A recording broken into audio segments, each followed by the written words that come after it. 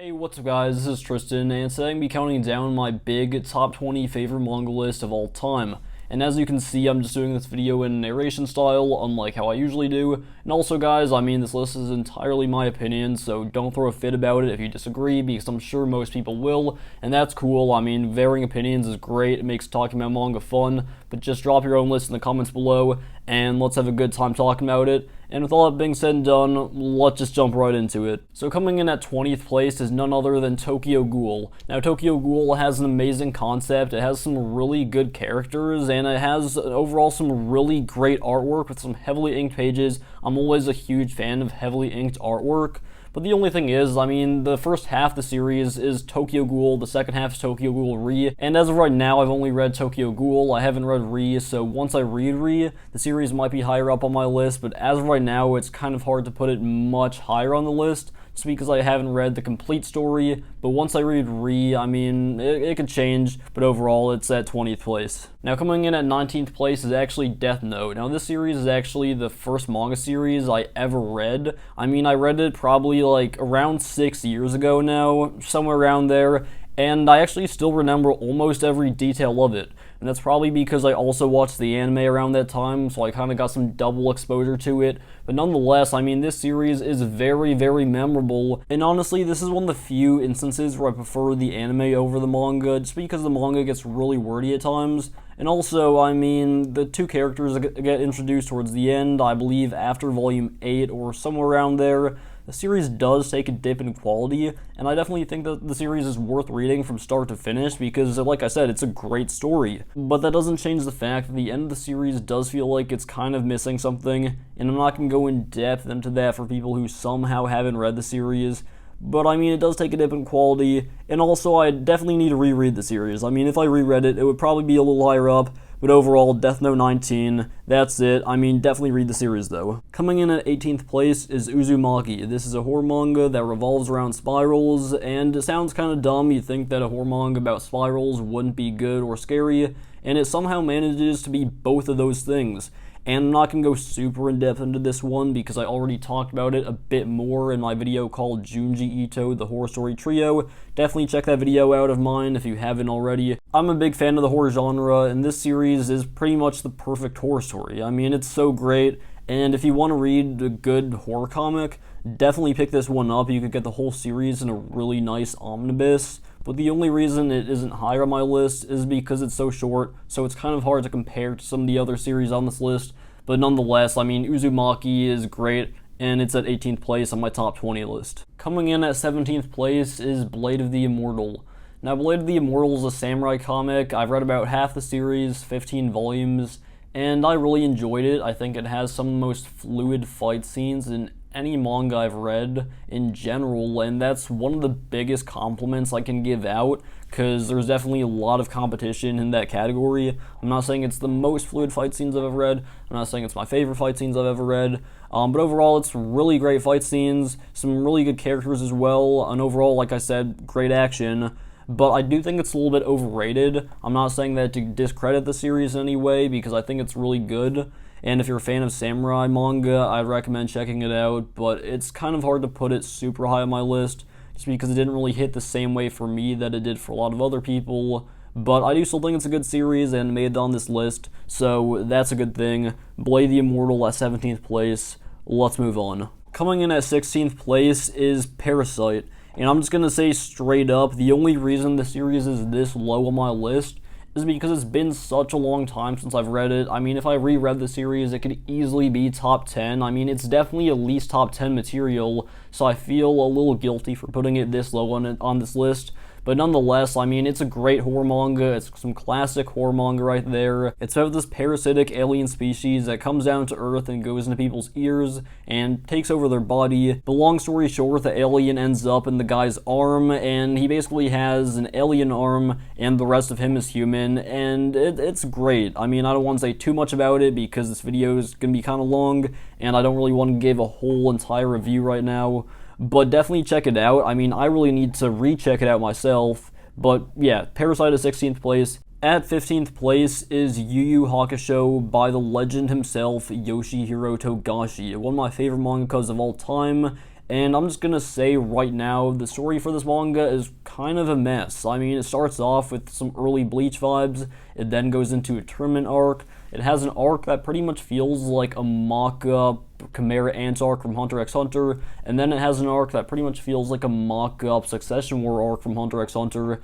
And that's not to say that the series is bad, because it's obviously on my list, it's in 15th place, but the main reason why it's on this list is not for the story, it's for the characters. I mean, the characters are great. Yusuke Urameshi is one of my favorite characters in manga of all time, not just shonen, but just in general. The main 4 characters consist of one of my favorite shonen groups of all time. The side characters with Yusuke Urameshi's mom, Botan, Koenma. I mean, the list just goes on, and I could really make a whole separate video just talking about how much I love the Yu Hakusho characters, and they take a series that could have just been mediocre, and they turn it into something that's great. And also, if you're a fan of Hunter x Hunter, I'd really recommend giving the series a shot, because it has some cool action and some amazing characters. Coming in at 14th place is One Punch Man. Now, I actually made a video on this series recently called One Punch Man, a perfect action comedy manga. So if you haven't seen that, definitely check it out. I mean, I give more of my in-depth thoughts about One Punch Man while not giving any spoilers or anything like that. But overall, I mean, One Punch Man's a really funny manga. It will have you laughing your ass off at points. It'll get you really hyped. I mean, the action in this series is insane. And the art style is really easy to follow. I mean, I know it's kind of easy to get lost in some manga series if they don't use a ton of shading, but One Punch Man's a really fluid manga, and it's probably one of the best manga for people to read that are mainly into anime. So if you saw season 2 and you thought it sucked, don't fret, because the manga's great. So you can start at volume 8 if you've just seen season 1, or you could just read the whole thing, because it's well worth it. Coming in at 13th place is Naruto. Now, the first 48 volumes of Naruto contain some of the best shonen there is, but after volume 48, the series takes a massive dip in quality, and even though I did enjoy the last third of Naruto, the pacing at times in the series is just horrible, even in the manga, and it's kind of a drag to get through sometimes. And that's kind of hard to say, because Naruto is a series that I'll probably always like, and the lessons in the series actually did have some long-lasting impacts on me, even though that does sound hella cheesy. But overall, I'd recommend picking up the first box set or 2 and then seeing how you feel after that if you haven't read Naruto already. But overall, it's hard to put the series much higher on this list, just because of how messy the last third gets and how the pacing is sometimes. Coming in at 12th place is Magi. Now, Magi is a really good shonen. I mean, it has some great characters, it has some funny stuff, it has a great world, it deals with magic well, and it's pretty much a lot of stuff that you'd expect from a really good shonen. But overall, I mean, it's great. I actually made a video about it called Why Magi is a Great Manga. Feel free to check that out if you haven't. Overall, though, I mean, there's not a ton of stuff more to say, so let's move on. Now, 11th place is where things start to get a little controversial, to say the least. So grab your nearest egos, and let's just jump into it, because it's One Piece. I mean, I'm not even gonna lie here, One Piece is 11th place, and this is a huge leap down from what was in my previous list.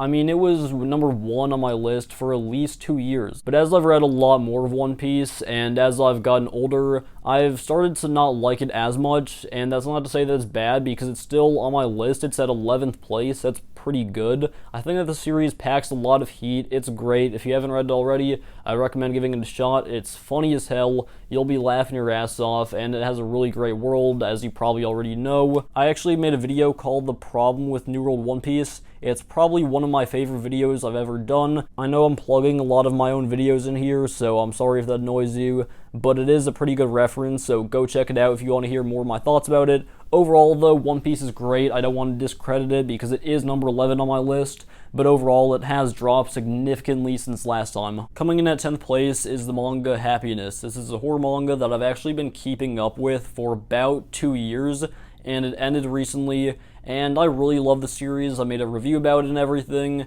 and overall, it's just a great horror manga. I mean, if you're a fan of the genre, definitely check it out. It's about vampires, it's a more realistic approach, and go check it out. It's great. 9th place is Fullmetal Alchemist, and the power system in this series is probably one of the best I've ever seen, with the whole equivalent and exchange concept. but it's been a really long time since I've read the series. I mean, I either forgot most of the stuff or only vaguely remember it. So if I reread the series, it would probably be a lot higher, which, I mean, it's already in 9th place, so that's pretty high. But overall, I mean, I know some people are going to be mad that other shonens are above this, but just remember that there's a lot of stuff in the series that I kind of forgot about, so I might need to reread that at some point. Coming in at 8th place is A Silent Voice. Now, this is a 7-volume series that largely revolves around bullying, and it's just incredible. I mean, whether you've been a fan of manga for 5 years or 5 days, this is the perfect series to read, and it's one of the few series that I'd honestly just recommend to anyone. It makes for one of the most heartfelt series I've ever read in my life, and it'll have you bawling your eyes out. I mean, I'm not one to usually cry during manga, but this series definitely had me crying like a little baby. It's all available on Crunchyroll, and it's pretty fast-paced, so you can probably finish it in a few days, and it's definitely worth the read, so definitely check it out. I don't want to spoil too much about it. Just read it, take my word for it. It's a masterpiece. Coming in at 7th place is Dragon Ball.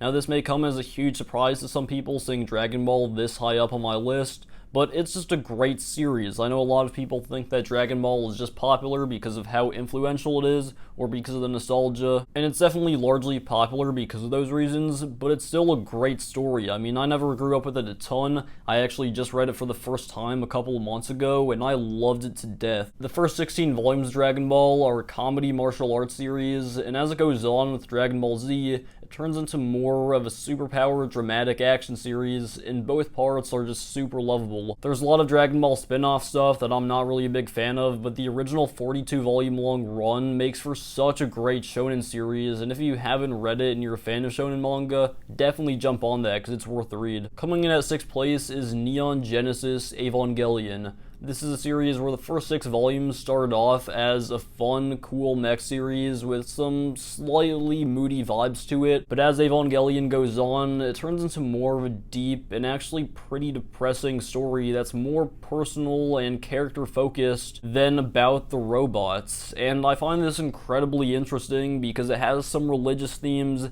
and it has just a ton of stuff that you wouldn't really expect from a series like this at the start, but it just somehow manages to be incredible. So if you're okay with reading stuff like that, definitely check out Neon Genesis Evangelion, and I actually need to reread it myself because it's just great. Coming in at 5th place is Hunter x Hunter. The first 7 volumes of Hunter x Hunter are a fun, adventurous story that's kind of childish, but has its dark moments at times. But as some of the bigger arcs start to unfold, it turns pretty dark and really creative, and it has a flair that's almost entirely different from almost any shonen series I've ever read. I feel like Hunter x Hunter is a series that I've talked about quite a bit over the years, so I don't really want to spend a ton of time on it. If you haven't read it for some reason, if you're hesitant to read it, I mean, read the first 32 volumes, and then you could probably wait till more volumes are out, because it does go on hiatus a lot, in case you don't know. And oh man, I mean, the Chimera Ant arc is just incredible. I mean, it's easily top 3 manga arcs for me. I'm not sure if it's still number 1 anymore, because it's been quite some time since I last read it, but it's definitely one of the best arcs ever made. Coming in at 4th place is a series that I just read recently,